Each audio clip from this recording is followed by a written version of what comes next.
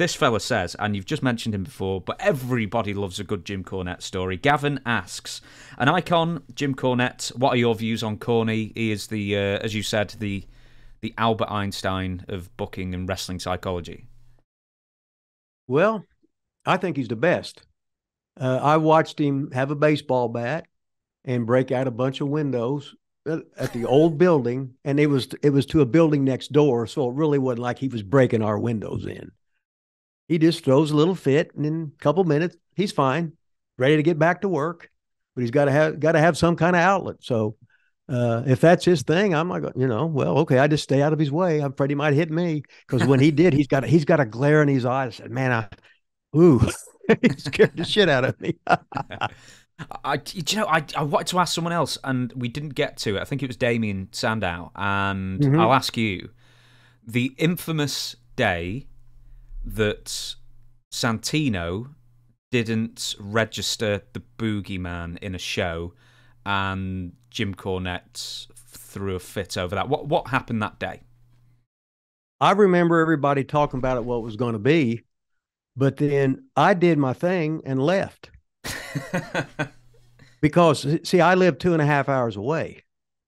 So I was driving 2.5 hours to get there. I might be there 5 hours and then 2.5 hours back. Then I had to go work at UPS that night to get insurance. So I wanted to get the hell out of there. So did I see it? No. Heard all about it? Yeah. But what you hear especially with any wrestlers, this guy changes it, this guy changes it, this guy changes it, this guy changes it. By the time it's the other side of the room, it's completely wrong. And it didn't involve me anyway. So I didn't give a shit. I'm going to give you a completely different question then. Okay. So obviously, I suppose when John Laurinaitis starts taking over WWE as the talent relations VP, there are all of a sudden a lot more models coming in, and a lot of them are getting sent to OVW to train. Do you remember any of these models, good, bad, or indifferent, that stick out in your mind that you had to force to try? Like, wasn't there like one girl who tried to bounce off the ropes and fainted or something? I never heard that one. Oh, were they not given to you then? Yeah, they were given to me, but they couldn't do anything. So a lot of times I would just have some guys, I say, Mondo, go work with these girls, teach them how to chain the best you can. Because they're like powder puffs. They're going to get hurt. They're not going to be used to it. They're probably going to be bitching because they're sore tomorrow. What'd they do? Well, I got in the ring, I did a couple things, but if your body's not used to it, you're going to get sore no matter what.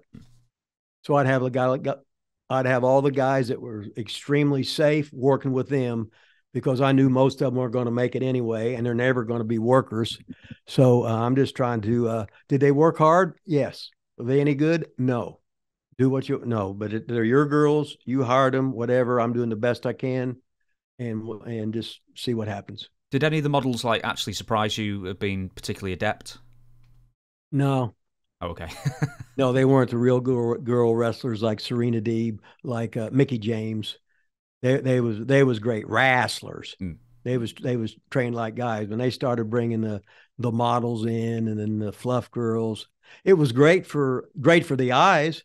You might have to go in the bathroom for 30 seconds or whatever, but this or that, and think about whoever you want to on the way home.